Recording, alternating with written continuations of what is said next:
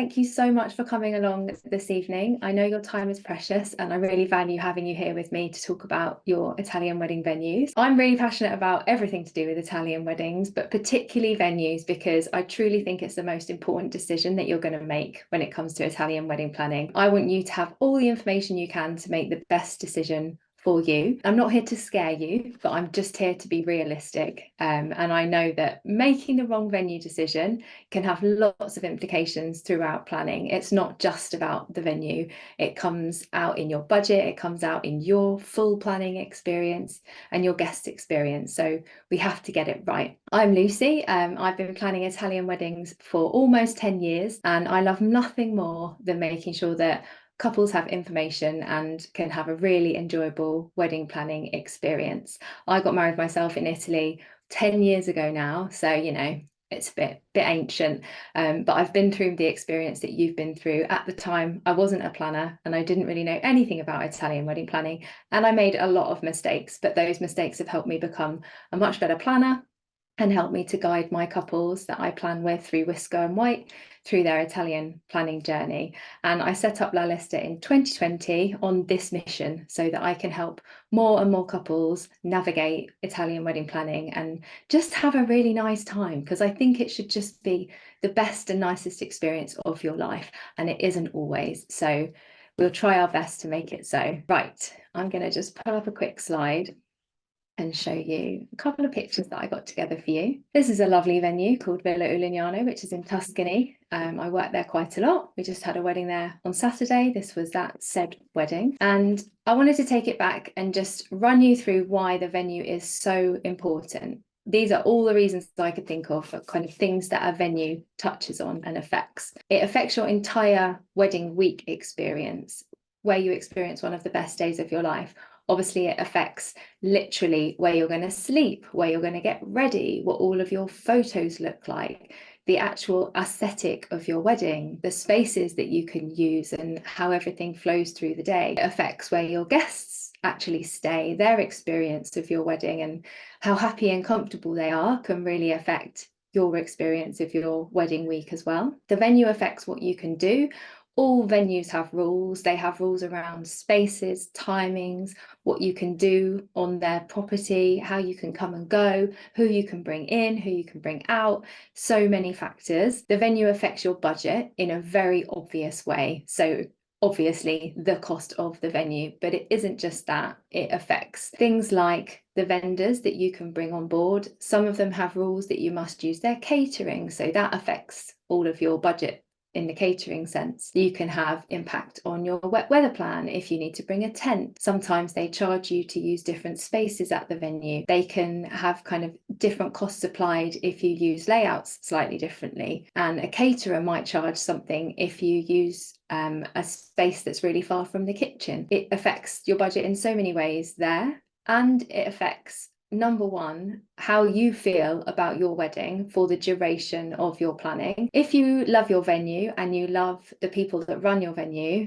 then it's easy and it's not complicated. If it starts to get confusing and other information starts to come up through planning, if you don't quite get on with the people that run your venue, or if something's not quite on kilter, it's going to make you feel weird, and it's going to make you feel weird for the whole time you're planning your wedding. I see it with couples, and it's not fair, and it's not that nice for you. So I'm going to talk you through the ways that you can make sure that all of these things stack up before you make any sort of decision on booking your venue, so you're not in that kind of limbo. This decision is so important, and I've got lots of ways that I think I can help you further once you've chosen your venue as well, which I'll talk about near the end. I'm going to take you through my 4 steps now, and I've built these over the last 10 years to help hundreds of couples match up with their correct venue. And it's not just about searching for venues and finding ones that you think suit you. There's really quite a lot of detail that goes into it. There's no shortcuts. It takes quite a lot of work from your side to get this spot on, but it is so worth the time and the investment. And this is why I advise that every couple, if they can, have some sort of support through planning from an expert, whether it's someone like me trying to give some one-to-one support through my membership, the club, whether it's getting a venue consultation from a planner, just a one-off kind of chat or support to help you make some of those final decisions, or you have a wedding planner on your team that can really get into the detail of it for you and guide you through the full venue finding process. You'll know what's right for you, but if you can have some support, this is absolutely the place to have it right at the start of planning because of the gravitas of this venue decision making. So here's my 4 steps. Looks a bit like a school presentation. Sorry about that, but I love pink. So the first thing is setting your ideal criteria for your venue. So this is just like house hunting. This is sitting down with your fiance and working out all of the things that your dream venue would have.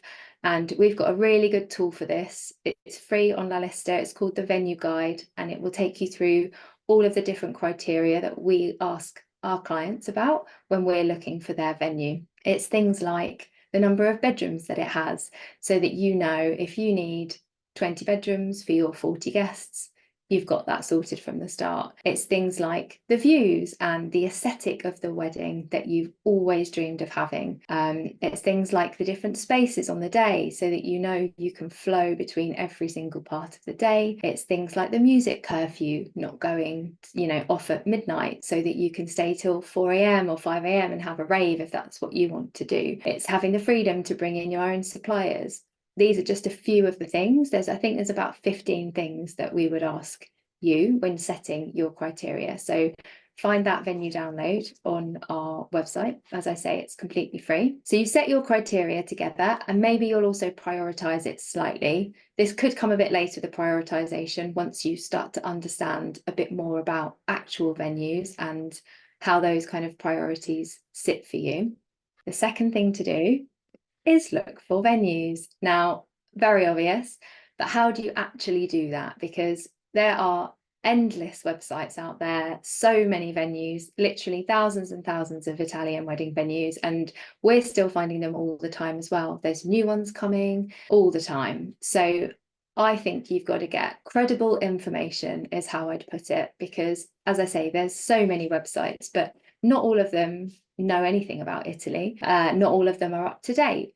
Not all of them actually know the venues or check the venues properly before listing them on their websites. So I see couples go out there and kind of build spreadsheets of loads and loads and loads of venues. And that is a good step to take, but most of those venues on that list are not going to be suitable and match your criteria. So my first step within this step would be obviously to go to lalista.com, but that's because all the venues on there are actually vetted. I know them and me and my team have checked that they work for weddings, but B, as a very kind of cheat and quick way of doing it, by just looking through the site and seeing some venues, you will start to understand so much more about what's possible and what's out there, but you will also understand how viable your criteria that you've set is. So you might have your criteria of 20 things, and then you look through some of these venues on LaLista and you see, actually,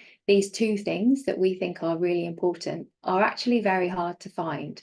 So our search is potentially going to start to get narrowed down quite quickly. Should we widen our criteria a bit to actually open up to more venues, or should we keep it like it is because it's so important to us? Start with that, and then obviously explore the wider internet. Now, another great reference place is the LaLista Facebook group, full of thousands of couples. Loads of them have got married already, and they can recommend their venues to you. And obviously getting a recommendation from someone who's had a wedding somewhere or has worked somewhere is kind of top star, top notch, credible. And then look at other websites. Obviously, it would be crazy not to explore all of the websites out there and look on Instagram for great venues. But even when it initially starts to look like there's lots of venues and it could start to feel overwhelming, in reality, take it from me, there are only actually so many venues. So you will keep probably coming up against the same ones again and again, the same ones that get recommended, the same ones that are kind of really good at hosting weddings. You could even Google search. So sometimes if I'm looking for a specific area, so say a couple want to be in a certain radius of a city or of an airport, I literally go on Google and look for villas, borgos, any sort of terminology, and just see what comes up. And it's quite rare that I find anything, but it can be that you find something that's a bit different or a bit of a kind of hidden gem. If that happens, then obviously you want to try and get some sort of reviews, but I'll come on to that. The third part of this step is talking to your planner. So if you do engage a wedding planner, as I said, really, if you can do it before you find a venue, that is where they add so much value to the wedding planning process. So this should absolutely be your planner's role. Planners should be spending a lot of time looking for venues for you that suit your criteria. And to be fair on the planner, your criteria might be quite hard to tick every single box, but you should be getting a huge range of venues to look at from your planner. They might work with a select type or number of venues, and that might be because it works well for them, they know them, they trust them, and they want to only recommend the very best venues that they trust to you. This is something to get clear before you book a planner, really, if they have a kind of limited number of venues or vendors that they work with. Ideally, you probably want a planner that has a bit more scope so that you're free and open to work with any kind of venue or supplier. That may mean that your planner has to work a bit harder and they have to go and meet people and look at new things for you, and they may need to consider that within their contract and their scope of work. So having that conversation early is quite important. This third step, if you have got a planner, this is their number one kind of biggest piece of work, I think, in terms of your wedding planning, and where they should really be taking the lead and supporting you, because it's obviously a lot of work for you to undertake yourself. So once you've done your search, you might have a huge list of venues to look at. The next step is to shortlist thoroughly. And this is where I'm quite strict. So this is where you really need to do the work and get every detail you can about a venue before you come anywhere near kind of letting it into your shortlist. I would be having Zooms to meet the venue owners or the venue team, getting to know them and the kind of people and the ethos behind your venue is very important. It's such a personal experience for you. Having a bit of a bond with the people that run it, I think is important and makes you feel good through your planning. You know, you're soon going to know if they kind of won't accommodate a call with you because they're busy, or if the call feels awkward or a bit rushed. That's a bit of a red flag for me, because all of the calls are probably going to follow suit a bit like that. If you don't get responses from venues, even if you absolutely love them, again, bit of a red flag, because you're probably not going to get responses quickly throughout the whole of planning. And let me tell you, as a planner, that is painful and a problem. And it does mean that your planning can really get quite delayed and things happen a lot later than they should, or really close to the wedding, which can be quite stressful. So there's a really popular venue in Italy and it's kind of famous and everyone wants to have their wedding there, but working at it is really, really slow and it makes it really hard to work at.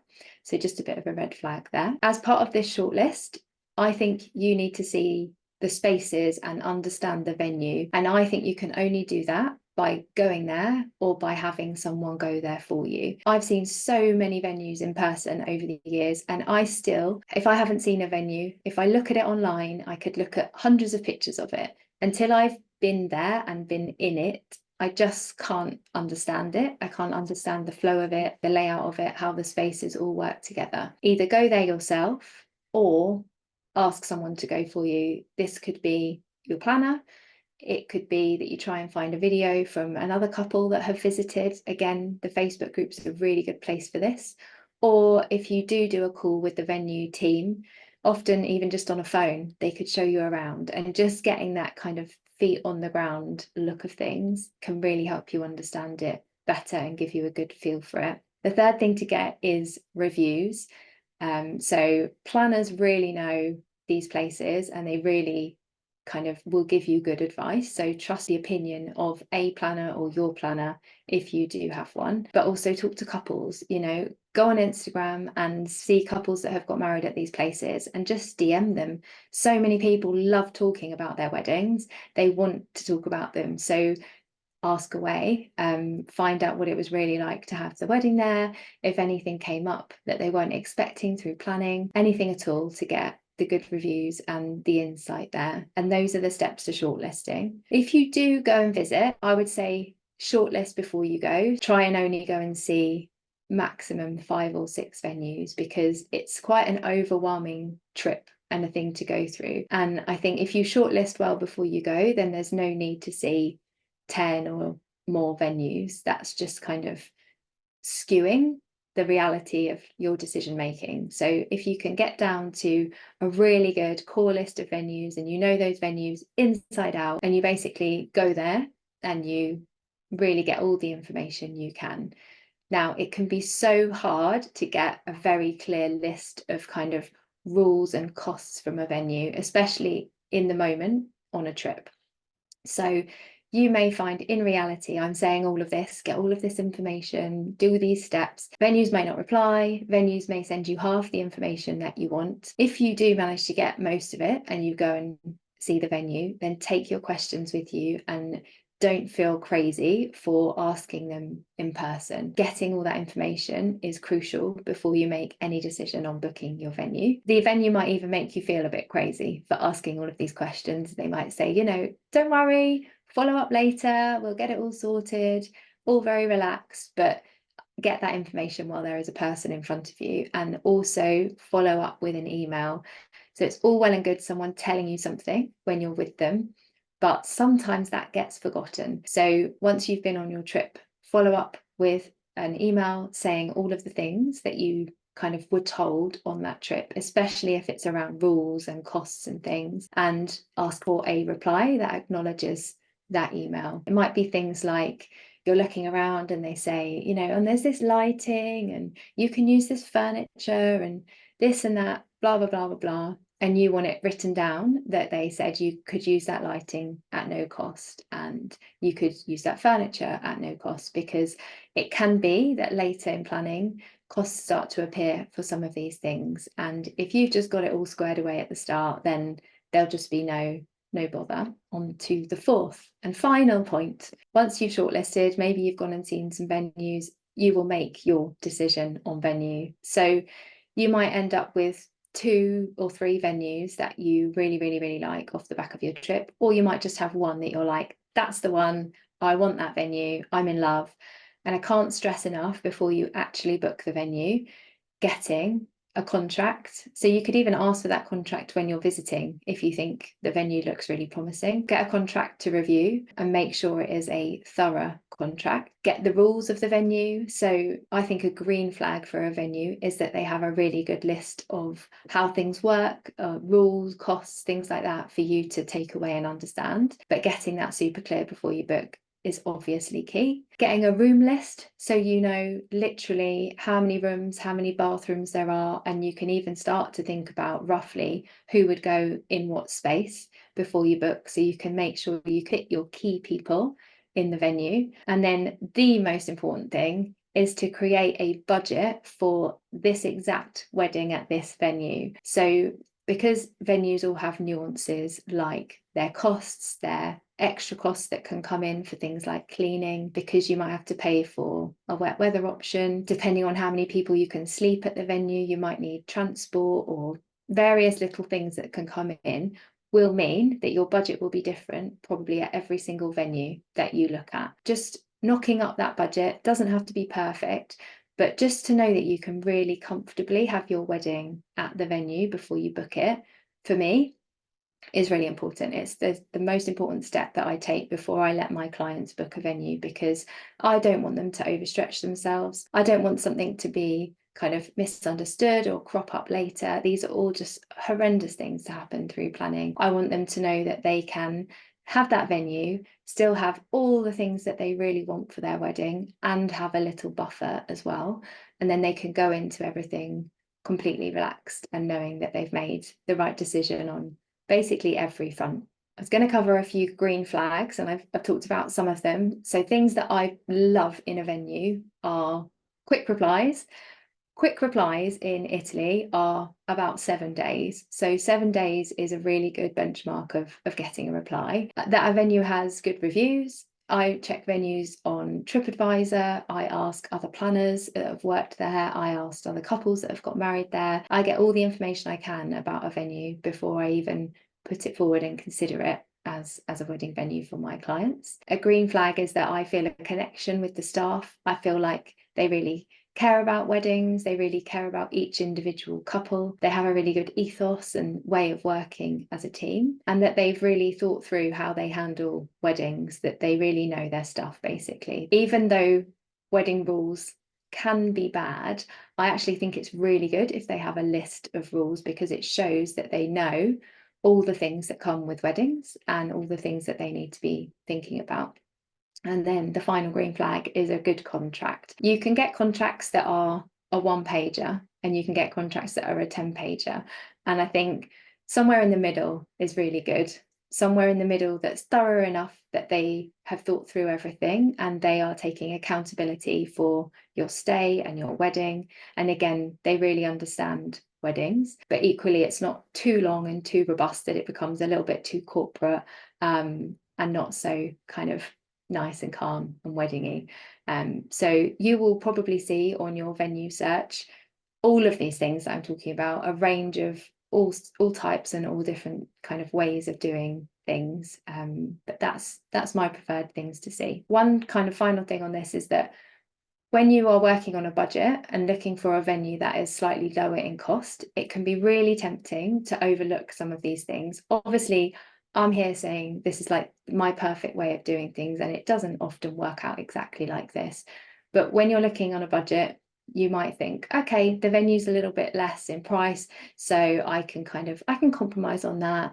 The venue owner's a bit this, okay, don't worry so much. Or they haven't got the list of rules, but they've said that this will be okay. Oh, okay, well, I'm saving money, so it's okay. But almost in every single occasion that happens, I hear from La Lista couples especially, something's come out later in the wash. So a cost has crept in later, or a misunderstanding has happened. And that's why I'm kind of really quite a stickler for these steps and these things, even though it takes you a lot of time. And you might be saying, geez, Lucy, like I really just want to book my venue and this is going to take bloody forever. I need to move quickly. This venue says that they're busy.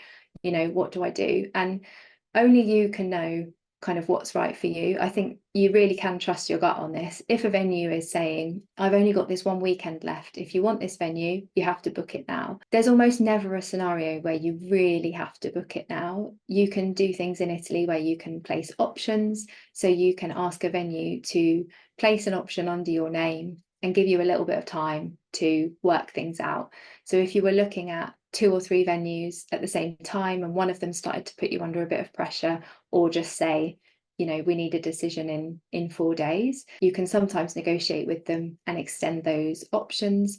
You can even put down a very small holding deposit. If you really, really wanted to buy your time, you can literally buy it to extend your option. But I don't think any good decision is ever made quickly or under pressure when it comes to Italy. And if you're literally waiting on information to make a decision, then just pick up the phone. So much is done on email and it really doesn't need to be. Most venues speak English, and as soon as you connect with them on the phone, they will get you what you need. So don't be afraid to just call people up, chase people up. You're not a pain. It's totally normal, and actually they respond really well to just speaking to you. And obviously it also builds a bit of a connection as well.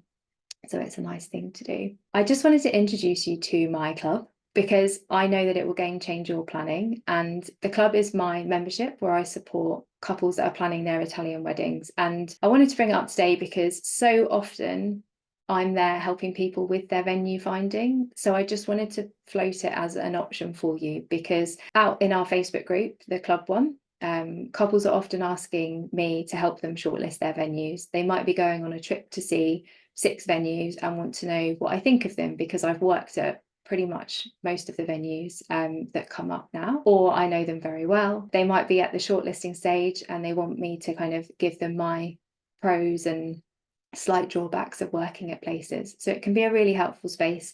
And obviously there's couples in there too that are all planning their wedding, picking their venue. Lots of them are quite further along in planning now, so they know their venues very well as well, and they've got a lot of wisdom to share too. In the club, I've also got a lot more videos where I explain things like this. So I've got a full venue finding tutorial. I've got a breakdown of what venues and weddings are like in different parts of Italy, a budget building tutorial, and a full red flags venue video, and just loads more in there. So I'm available every day to my club members to help answer any questions that they have about planning. So it could be something that works for you. And this is why I have the club, because unfortunately I hear stories quite a lot about the things that I've raised where something comes up, unfortunately, with a venue where it's not quite working out. And I really don't want that to happen to you. So as I mentioned earlier, not this venue that I'm showing, but there's a very popular venue in Italy, and a lot of the time people are desperate to work there, but actually it's very hard to work at. Slow communications, messing up dates of bookings of things, giving away some of the event spaces for other events, not allowing certain vendors in, but not having that in their rule book. These are obviously really quite detrimental things that can happen when you're literally going through your planning. And if you don't have a planner like me to kind of hide this from you and fix it before my clients need to know about it, it could be really quite stressful for you as a couple. So I just wanted to really encourage you to think about those 4 steps that we've been through. This all stems from how much work you put in the start and how much of a clear criteria you set, and not rushing. I think taking your time with this is vital. As some of you have said, your 2026 brides, couples, 2026 is a little bit more relaxed than I've seen the last couple of years be. Last year, when we were looking at 2025, everyone was in a bit of a kind of washing machine hurry, and venues were getting booked up really quickly. 2026 will be quite busy. Some venues are already quite booked up, but those venues are the most popular venues and often kind of the lower cost venues. So don't feel too much pressure at this stage. If you're looking at 2026, you've got a lot of time. The ideal timeline is to have your venue booked probably in the next 3 or 4 months. And if you slowly start this process, you will learn as you go along it how urgent your decision is. So as you start to talk to venues and they let you know their availability, you'll soon start to see how quickly you need to make a decision. And if you do have a key date in mind, start to ask venues if they will option that date for you, if you can put your name down against it. If you have a very, very specific venue and date that you're after, then you will obviously maybe need to move a bit quicker than other people. My second takeaway I want you to remember is to get all the facts before you book, even if it's painstakingly slow, even if it's like pulling teeth from a venue.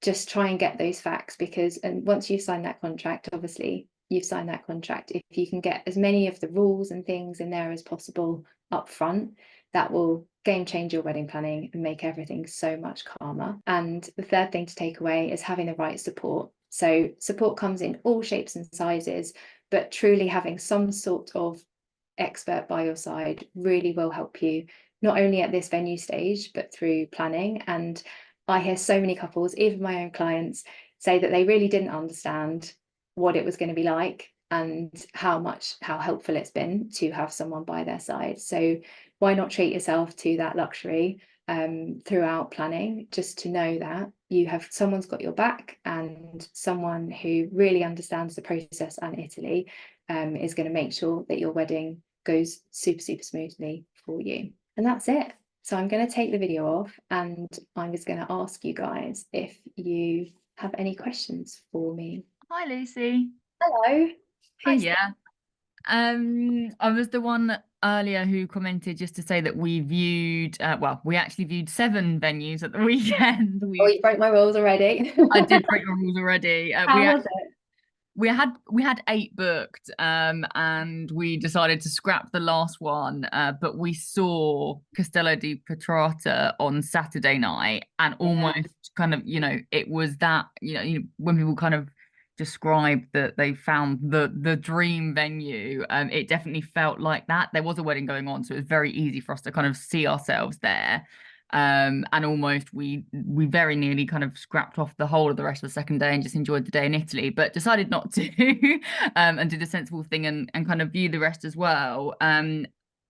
It's the cost bit, I guess. So obviously you'd mentioned that they raised their prices last year. I Yeah. just wondered, from your point of view, is there negotiation to be had kind of on the cost, particularly for a venue like that who do all of the catering in-house, do so much of it in-house? Is there wiggle room? It's such a good question, and I think you should try, in a really respectful way. Just try, because honestly, they're a very popular venue, and they probably will come from a position of knowing that they will get booked regardless. But you are in quite a good position because you've been there, you've met them, you're very close to booking. You know, all of the other hypothetical people in the future haven't been there yet. And especially if you've got quite a big number of guests, what sort of guest number are you looking at? It would be 65, so we would fill kind of all the rooms plus have some of their glamping tents that they do. Right, so you're like taking it over. You're probably going to have multiple events with them in terms of food and Yeah. drink, which is how they make their money. So if you said to them, look, like, this is us, we would book this, and this, we'd have this many guests, you know, can we do anything? And even if it's a percentage off a certain catering, or the wedding catering itself is slightly reduced, it's definitely worth asking, and they might just want, you know, to have your secure booking in. Yeah. But you just be prepared that they might say no. I think just come from there. Yeah. Super useful. Thank you. Such a And pleasure. I'm hoping that it's not the one that you've been saying is the popular one. No, That it's not. Oh, I know. No, it's not. You. No, it's Okay. an amazing venue, and obviously, as you know, absolutely stunning. Loads of amazing, you know, the views, the spaces. It's got such a nice vibe about it. It's lovely. Amazing. Thank you so much. Okay, good luck with that. It's exciting. I've got a Hey, couple of. Liz. Oh, hello. Who's that? I'm good, thank you. Thank you very much for your presentation, very comprehensive. I would like to ask about any ideas in terms of waterfront or coastal kind of wedding in Rome or Venice. How has been your experience like? Thank you very much. That's okay. Okay, so coastal in Rome, there is an amazing hotel. I think it's on La Lista. It's called the Posta Vecchia Hotel, but it is quite expensive. So I don't know what your budget is. But that's right on the sea, which is beautiful. Really good places for coastal venues is Puglia. They've got a lot of kind of beach clubs that you can have really nice weddings at, if beach was your vibe. Also Sardinia, I don't know, that's a bit harder to travel to, but that's also got a lot of kind of beachy coastal options too. Venice, I just went there for the first time in my life. It's amazing, and the venues are incredible. There's some really nice venues right on the waterfront. There's a hotel. Again, they're very high in cost, so it would just depend on what your budget was. Generally, coastal venues are a little bit harder to come by, and I'm not here to just sell planners, but it might be worth having a planner help you, because you kind of have fewer options, and depending on what your criteria is, you might end up, you know, having even fewer options depending on like how many people you want to fit in it, and if you want accommodation and all of those other things that come into it. There is one more, I think it's called Villa Aurelia, and it's on the coast in Tuscany, which is really nice as well. But they're kind of the ones that come to mind quite obviously. You've obviously got Amalfi and the Amalfi Coast, but that's a whole other way of doing weddings, and it's a bit more kind of fixed in how it works, but it might be worth exploring Amalfi and Sorrento as well for more like hotel style but coastal venues too. Ah, great. Thank you very much. Okay, so just loads of information. I never stop talking, I'm sorry. Are there any more questions? Hi, Lucy. Thank you for hosting this call. My name's Amin. I did actually put my question in the chat, but not got around to it, which is totally fine. But so I thought I'd come after you. So I am British born, but I'm Sikh Indian. Yeah. And we kind of want to avoid the big fat Indian wedding in the UK. So we've, set our sights on Italy. But so we want to have like a smaller, well, by Indian standards, wedding in Italy. Like we'd love to have that. But we're struggling at the moment to find a venue that has supplier flexibility. So ideally, we'd want some element, like a lot of Italian food, but at least for after the wedding, we would love to have, an Indian meal, and then, a DJ of our own choosing. So I just wondered whether that's realistic. I mean, in your experience of working with venues, I think this is a similar question to the one that was raised earlier, but, is this realistic to find a venue that can be flexible? Yeah, massively. It depends on the area of Italy, I think, and Tuscany is probably going to be more accommodating for you, Okay.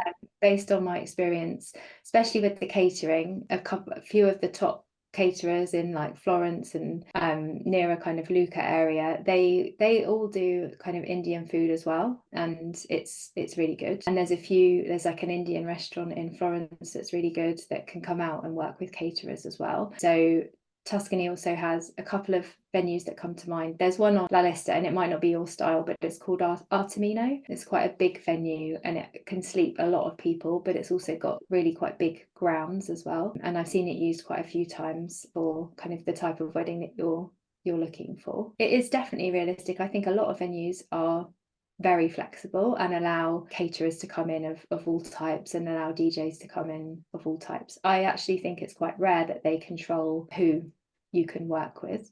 Sure, looks super helpful. Thanks a lot. That's okay, no problem. I hope you find what you're looking for. I'm just going to look at a few more questions in the chat here. I think you guys have all come on now, but I'm just going to see. Michelle says that you're about to sign a contract with Casa Cornacchi, and would I recommend it?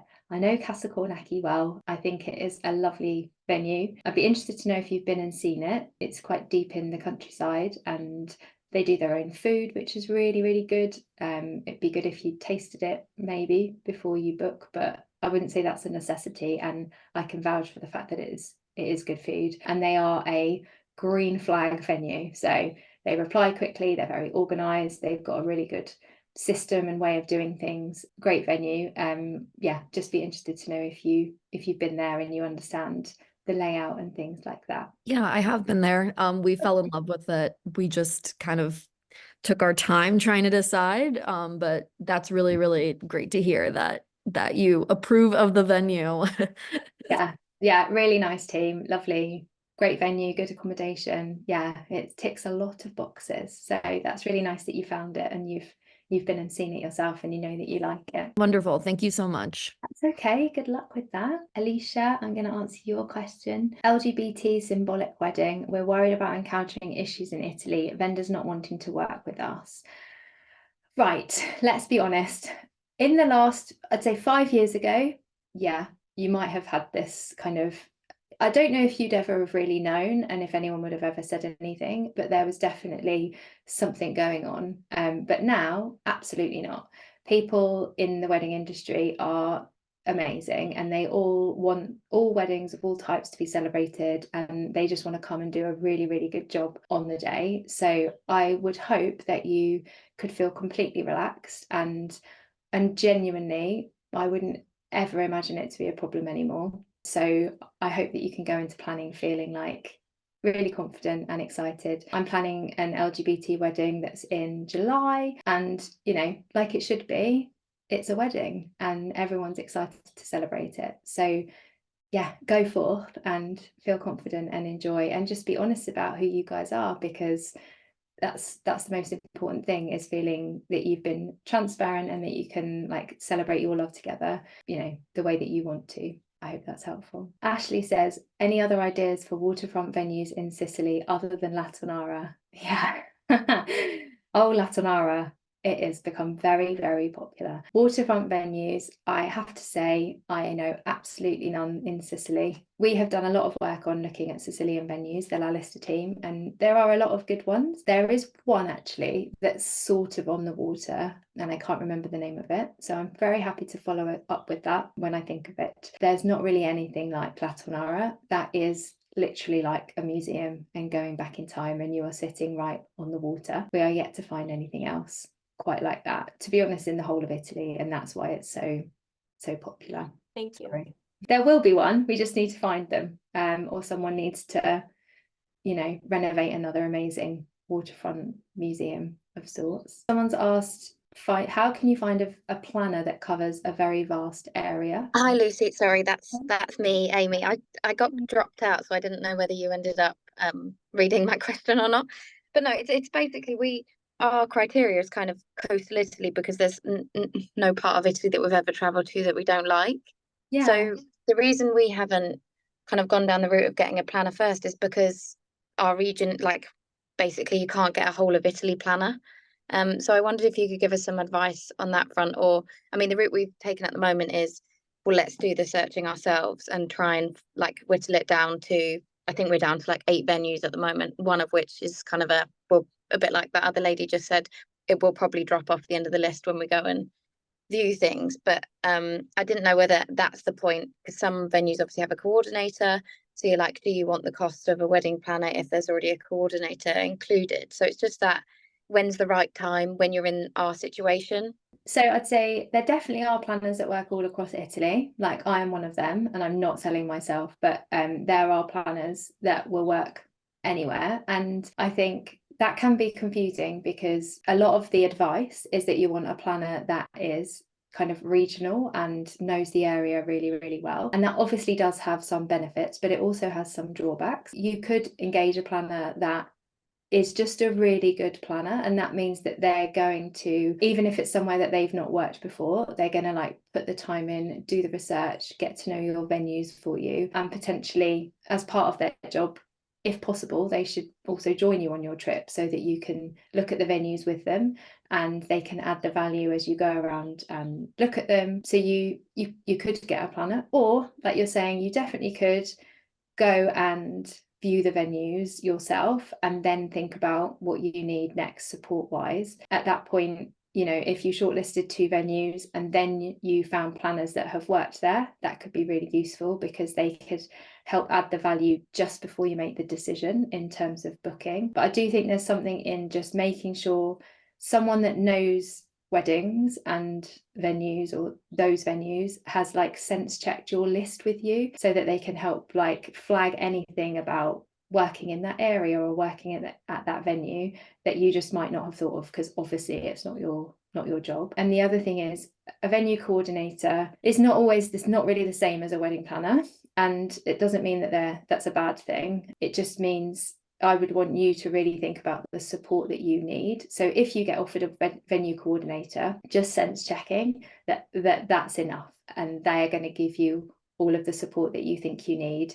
Or you might want to talk to just like 1 or 2 planners to get a sense of what their job is and what they would do for you, and like match up the deliverables and see if, you know, if the planner does all these other things, actually we do want that and we do want that, so maybe we want a planner as well, or instead of the venue coordinator, just kind of matching up the right services, just so that you've got like the right support all round to be able to do and have everything that you want. Okay, thank you. That's okay. I've got one more I'm going to do here. So Alice says, you're going to see Borgo Sant'Ambrogio, visiting Tuscany in 2 weeks. What are the thoughts on this venue? Borgo Sant'Ambrogio is a gorgeous venue. I think you'll love it. Very well looked after. It's like a hotel really. So it's just really well done generally. They have got a lot of rules, but they're very clear about it. So I think if you understand all of the ins and outs of things, it's a great and kind of smooth and easy place to work, and it's really near Pienza, which is a lovely city town as well. So yeah, thumbs up from me. I've got a wedding there in June. I guess I'll just open it up if there's any more questions. I'll maybe take 1 or 2 more, and then I'll let you guys get on with your evening. Hi Lucy, just got a really quick question. I was just wondering, is it absolutely essential? Do you have to have a wet weather plan, sort of no matter the time of year of your wedding in Italy? Yeah, I'm laughing because I just the other week I did a session in the club on this, and I ended up getting myself very confused because it's really kind of hard to explain all the nuances of the weather and all the different plans you can have. But unfortunately, it does rain every single month in Italy at the moment. It did last year and the year before, and even though it's peak summer, they were having kind of thunderstorms and all sorts of things. So for your peace of mind, and obviously to protect the investment of your entire wedding, I would definitely just at least make sure you have your dinner option covered. So that's where obviously the main spend is, your dinner. You're spending sometimes tens of thousands of euros. Just knowing that can be inside is the kind of minimum I think that you should have. Ideally, you'd have a full wet weather plan, but that's the goal. So taking it all the way back to when you're first looking for your venue, if you can make that decision early on, and if they've got a wet weather plan, that might slightly sway your decision on which venue you book. Some people hate tents, so if you really didn't want a tent, then obviously you're going to want a venue without one. If you don't mind tents and you can build that into your budget and get a slightly cheaper venue, then you could do it that way too. But yeah, I would please have a wet weather plan. This is a horror story, but I've seen it where we had a wet weather plan and the couple chose not to put the tent up on the morning of the wedding, and then it rained so much all day, and we couldn't set up the dinner, and it was literally a disaster. They had everything ready to go and all the plans made, and then it didn't happen. So yeah, please have a proper backup plan. Lovely. Thank you so much. And thank you so much for tonight. It's been so helpful. Really appreciate it. Really nice to hear. Thank you. No problem at all. I'm just going to do one more. Thoughts on Villa Ora del Lago in Como. I've worked there too. Really nice villa. I'd say it's actually one of the best on the lake. It's affordable. It's got actual space around it for you to work in and set things up. Yeah, I rate it. The only thing is it's just quite far up the lake, so it could be a little bit harder for your guests to get to, and they have to stay in Bellagio, which is quite expensive. So just bear all of that in mind. Cost of boats and things like that are quite a lot in Como as well. So just again, one of my steps, make sure you've got the budget clear before you definitely sign a contract on that type of thing. Thank you. That's okay. I think I'm going to leave it there. I am so grateful to you all for coming. Thank you so much. I love talking about Italy and weddings, so thanks for doing that with me. I hope you have a really nice rest of your evening, and hopefully I'll see you over in La Lista somewhere soon. Yeah. Thank you very much. Okay, bye everyone. Thanks, bye.